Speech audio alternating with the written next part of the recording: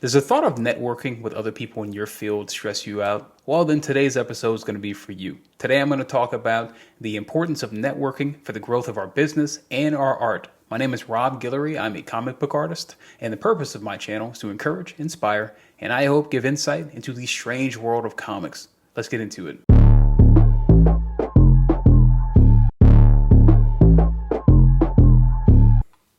Hey, what's up, folks? Thank you for tuning in for another episode. I appreciate it as always. So this week, I'd like to spend some time talking about networking. Now, networking tends to not be the favorite activity of the creative type. Most creators I know tend to be fairly introverted, myself included. We don't necessarily like being around a whole lot of people. I would much prefer, frankly, being in this office at that desk making stuff. I like long expanses of time in my own thoughts, working through ideas, just soaking that up. And being around people can be very draining, it can be a little tricky at conventions for me, frankly. When you're at a Comic-Con and you're surrounded by potentially thousands of people, some of which are in costumes, it can be a lot. So usually for me at the end of a day, at the end of a long convention day, I go back to my hotel room, I lock myself in, barricade the door, and I am putting on podcasts, just trying to recharge from being around so many people.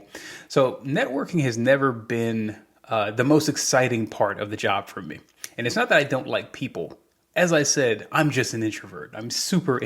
People just suck the life out of me. Even people I like. I just need to get away from that sometimes. But at the same time, being around people in a collaborative enterprise, in a job, whatever your job is, it doesn't even have to be comics. It doesn't even have to be something creative. But every job has a collaborative aspect to it. So relationships are going to be key to it no matter how you slice it. And I have found there tends to be sort of this weird stigma when it comes to the arts. Like when people start seeing that there is a relational component, a social component to the arts, to collaboration, that a creative might get a job in part based on a connection to someone else. People get really weird when people start thinking about that. They start acting as if, well, he got that job because he knew that person. They start kind of insinuating that people didn't get the work because they're good. They got the work because of their personal connections. And that does happen from time to time. But most of the time what I've seen is that you need two things to get work in pretty much any industry. You need to be good at what you do, and you need to have the social connections as well. Because everyone, if you've ever had a job, I've had many jobs inside of comics, but also outside of comics, and they've all operated pretty much the same. This is how it works. If you have a boss and your boss says, hey, we have an opening. Let's say you work at Walmart. We have an opening in the frozen food department and we need someone. Do you know anyone that might be appropriate for this? And you start thinking about all the people you know and who might be a good fit for the position. So your manager calls a guy in, he interviews, he gets the job. It's that simple. I've gotten tons of jobs this way. I worked in grocery stores. I worked in video rental stores back when there still were Blockbusters.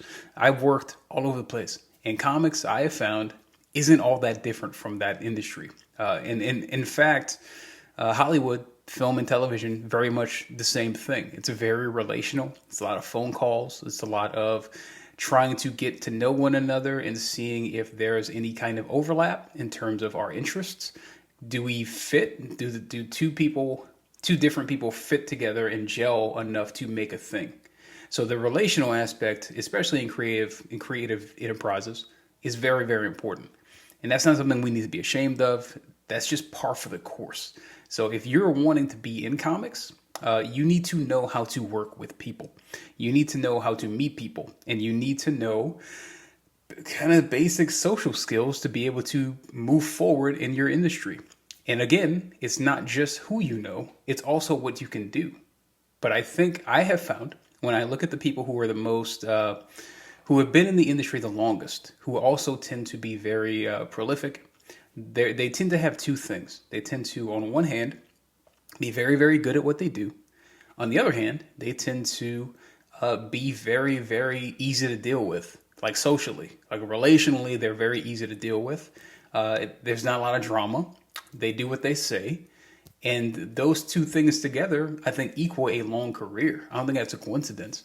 So, what I want to do today is basically demystify the entire process of networking professionally in comics, but again, I think it applies in many other places. So these are some basic rules, basic kind of behavioral things that I would encourage people who are trying to up their game in professional networking. The first one I would say is you have to go where the people are that are doing the thing that you want to do. So if you want to do comics, you got to go to Comic-Cons. If you want to break into a particular venture, you have to go and rub shoulders with the people that are doing it. Again, that can be very difficult if you are social, kind of antisocial or awkward, as I tend to be. If you are an introvert, as I said, it can be difficult. But what I've learned over the years is to kind of swallow the fear, swallow the anxiety, and just focus on. I get in a very specific zone when I'm even doing these YouTube videos, or if I'm at a Comic-Con, if I'm on a panel, hosting a panel, whatever. There's a zone I can get into to get things done. And then when it comes to personal relationships and business, I have to do the same thing. Because again, introvert, can be a little anxious, can be a little, a little in my head. So I have to get outside of that and focus just on being with people.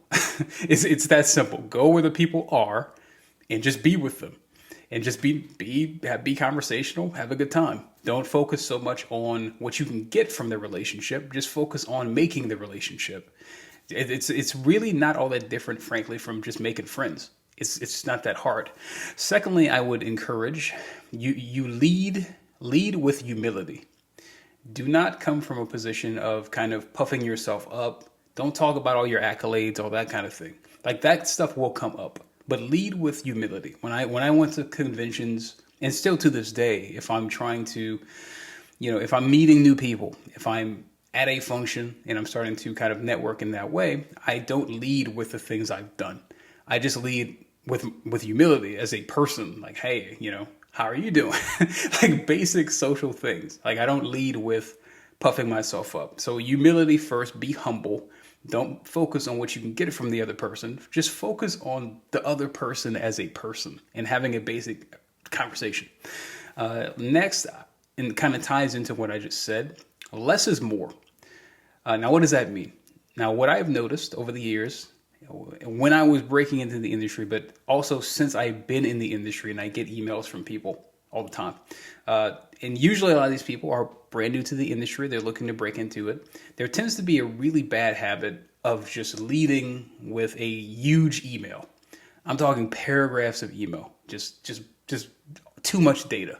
The second I see a wall of text in my email, my brain shuts off. There's a part of my brain that just goes into hibernation mode the second I see a wall of text.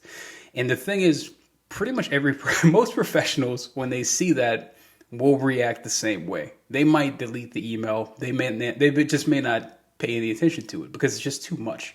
So I found that even in my early days of sending emails to professionals and trying to network in that way, the stuff that was the most effective was the most succinct. I kept my words few, and I tried not to overburden them with just nagging emails or nagging text messages. If you're able to get an email from a professional or maybe even a cell phone number, keep the interactions to a minimum. Keep it, don't go crazy. Just keep it to a minimum. Be respectful of their time, and just keep your words. I think less is more in this kind of, as you're building the relationship, as you start to become more comfortable with the person, they're becoming more comfortable with you. I think then it's totally cool to just go back and forth more. But in the beginning, at least, less is more. Also, next, I would recommend focus on making people's lives easier. You have to understand, if you are, whatever your job is, when you're coming into it, the entire purpose of a job, it is that you can solve a problem. Whether you're a plumber or you're a comic book artist, you have a thing that you can do, and other people have a problem that only you can fix. So if you're a plumber, Someone comes to you, their toilet is broken, and they need help, and you're the only one who can help them. Or in my case, if let's say I'm approached by a video game company who wants to make a comic book based on their video game, and they don't know how to go from here to there. They don't know how to go from video game to comic. So that's a problem. So they come to me asking me to fix the problem, and that's where I can bring all of my expertise and enter into the situation to solve the problem. My goal is to basically take that burden. The burden is they want a comic or someone wants a commission or whatever. They don't know how to tell a story. So I can then come in and use my expertise to take that burden off of them and to accomplish what needs to be accomplished. So focus on taking the burden from people rather than putting burdens on people. The more you can do that, the more you can make people's lives easier, the more they'll keep coming back. That's just how that works professionally. That makes sense. So keep in mind, focus on blessing people, making their lives easier. That will guarantee you go a long way in whatever industry you are in. It just will. Also, do what you say. Now, obviously, we need to keep our word. But really, I've found the most important part of that equation is what happens when you can't keep your word. What happens when you just fall short for whatever reason? There's a technical difficulty, something hits, you can't do what you said what you were going to do. That happens to everybody at some point. What's important there is what you do after that. What you do after that you need to be transparent, you need to be honest about why you can't, and you need to make a plan for fulfilling it. So keep your word. But if you can't, you need to solve the problem. Again, you have to solve the problem. You have to be honest. Accountability, transparency, honesty. You need to do what you said you could do. Do the best you can to keep your word. But if you can't keep your word, you have to, again, be transparent about it. Because that builds trust, and people want to work with people they can trust. Next, you need to pass it on.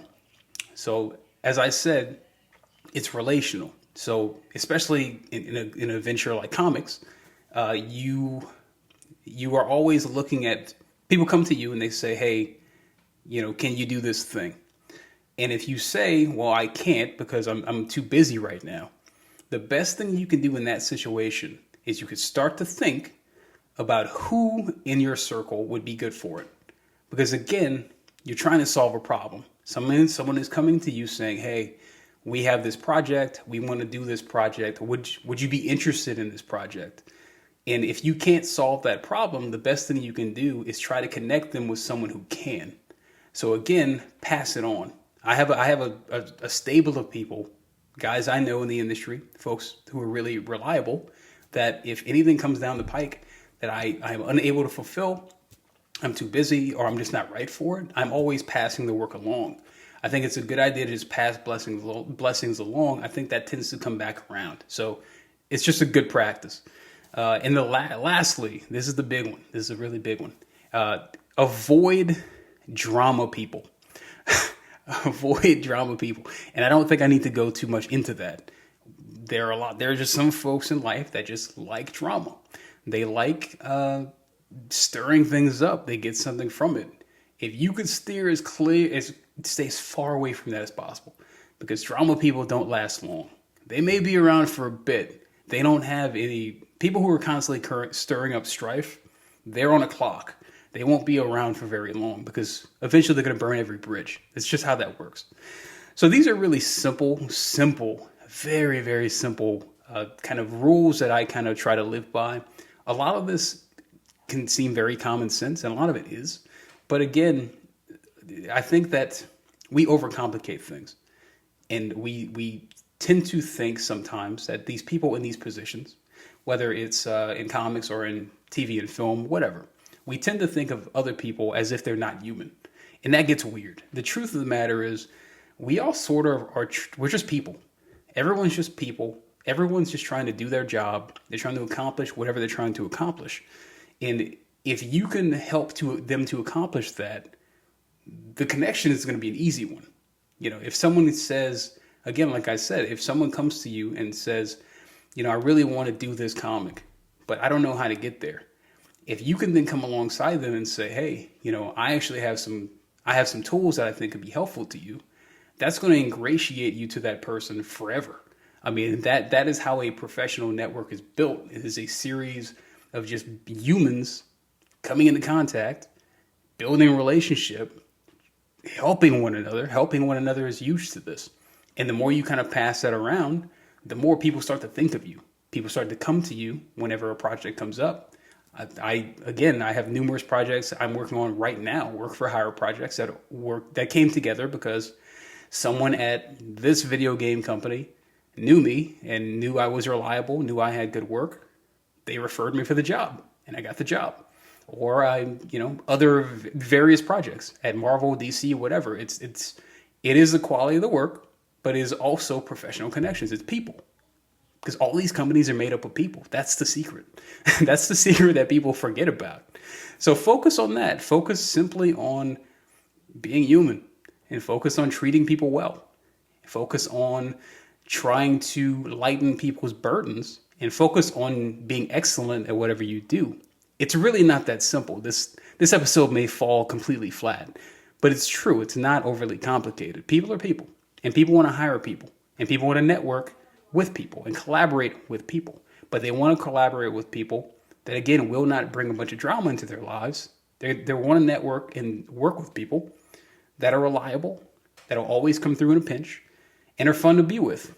So that's it. So that's it for this week, guys. I hope that was helpful. It's again very, very simple tips here. Let me know in the comments section what you got from it. I want to hear from you as always. Let me know where I could help in any of your projects or whatever's going on. Like, share, subscribe. I thank you guys for showing up. I hope that your next week is super, super productive, that it is peaceful. And I'll see you next week. Bye.